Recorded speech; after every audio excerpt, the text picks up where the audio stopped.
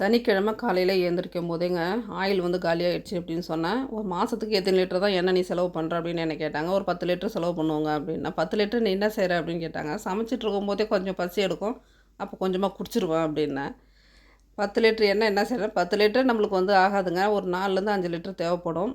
Maximum 3ஆவது தேவை. மாதத்தில் வந்து 30 நாள்னால் 10 நாளைக்கு 1 லிட்டர்னா கூட 30 நாளைக்கு 3 லிட்டர் நம்மளுக்கு தேவைப்படும் இல்லைங்களா.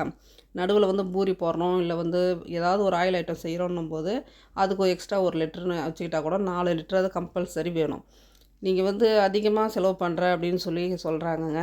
சமைக்கிறது ஒரு பெரிய கஷ்டம். இவங்களுக்கு இந்த பொருளை கேட்கும் போது இவ்வளோவில் நீ அதிகமாக செய்கிறேன்னு சொல்கிற போது கடுப்பாகுதுங்க. அதுக்கு தான் டெய்லி வந்து என்ன செய்யணுன்னா, ஒரு சாதம் ஒரு குழம்பு மட்டும் சாப்பிடுங்க. வறுவல் பொருள்லாம் எதுவுமே கேட்காதீங்க. அப்போ வந்து எண்ணெயே செலவாகாதுங்க. மாதத்துக்கு 2 லிட்டர் கொடுங்க போதும் அப்படின்னு சொல்லி சொன்னேன்.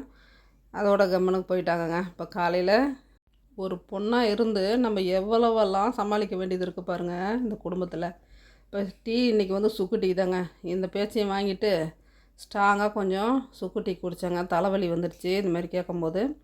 அடுத்தது டிஃபனும் செய்து கொடுத்தாங்க, சாப்பிட்டாச்சு. இடியாப்பத்துக்கு மாவு வந்து ரெடி பண்ணிகிட்டே இருந்தோம் இல்லைங்களா 3 நாளாக. அது இன்றைக்கி தாங்க முடிஞ்சுது. ஒரேடியாக ஜலிச்சு டப்பாவில் வந்து ஸ்டோர் பண்ணி எடுத்து வச்சாச்சு. இந்த இடியாப்ப மாவு செய்கிறது ரொம்ப நம்மளுக்கு வந்து ஹெல்ப்பாக இருக்கும். இட்லி மாவு இல்லாத டைமில் இதை வந்து இடியாப்பம் புழிஞ்சிக்கலாம். இடியாப்பமும் நம்மளுக்கு ரொம்ப சாஃப்டாக சூப்பராக வரும். மாவும் பாருங்கள் எந்த அளவுக்கு பியூர் ஒயிட்டாக அவ்வளோ நல்லாயிருக்கு.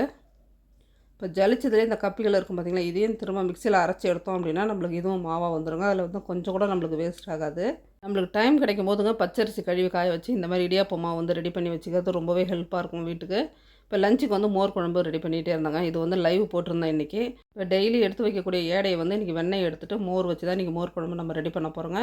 வெண்ணெய் எடுக்கிறதுக்கு முன்னே அதில் கொஞ்சமான அளவு தயிர் சேர்த்து கலந்து வச்சுருங்க. ஒரு 15 நிமிஷம் கழித்து நம்ம வெண்ணெய் எடுத்தோம் அப்படின்னா சூப்பரான வெண்ணெயும் கிடச்சிரும். குடிக்கிறதுக்கு மோரும் நம்மளுக்கு வந்து சூப்பராக கிடச்சிருங்க. இது வந்து ஒரு 10 நாள் 15 நாள் வரைக்கும் சேர்த்து வச்சுருந்த ஏடை தான் இது. இதேமாரி சேர்த்து வச்சுருந்து நீங்கள் வந்து ஒரிஜினல் பசும் நெய் வந்து நம்ம வீட்டிலே ரெடி பண்ணி எடுத்துக்கலாங்க.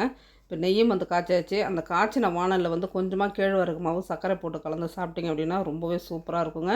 இன்னைய ரெசிபி மோர் குழம்பு, சாதம், உருளைக்கிழங்கு வறுவல், வத்தல் இதெல்லாம் ரெடி பண்ணியிருந்தாங்க. எல்லாமே ரொம்ப நல்லா இருந்துச்சு. இந்த வீடியோ பிடிச்சிருந்தா ஒரு லைக் பண்ணுங்கள். தேங்க்யூ.